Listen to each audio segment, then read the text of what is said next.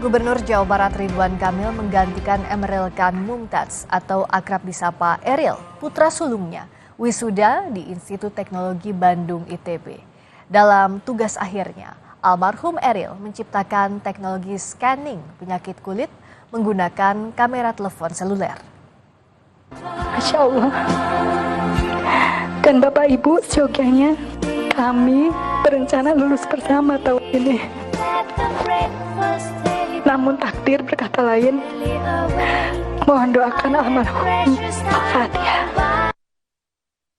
Hari ini, Gubernur Jawa Barat Ridwan Kamil menggantikan wisuda almarhum putranya, Emeril Khan Mumtaz atau Eril di Fakultas Teknik Mesin, Institut Teknologi Bandung.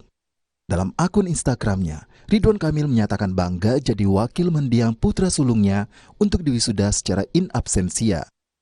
Tugas akhir Eril adalah menciptakan teknologi scanning penyakit kulit menggunakan kamera telepon seluler yang kemudian dibaca oleh machine learning. Dari hasil sidang di fakultas dan pengujian guru besar, tugas akhir Eril dinyatakan memenuhi syarat standar ketat ITB.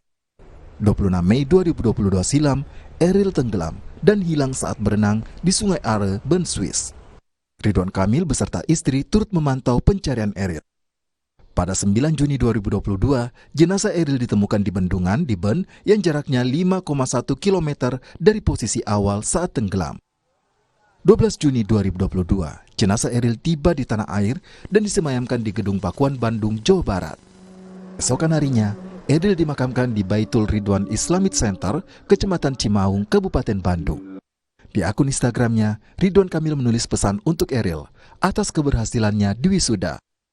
Dear Eril, bahkan setelah kamu berpulang pun, Allah Subhanahu wa Ta'ala masih menyayangimu dengan memberikan kemuliaan dan kehormatan kepadamu, nak.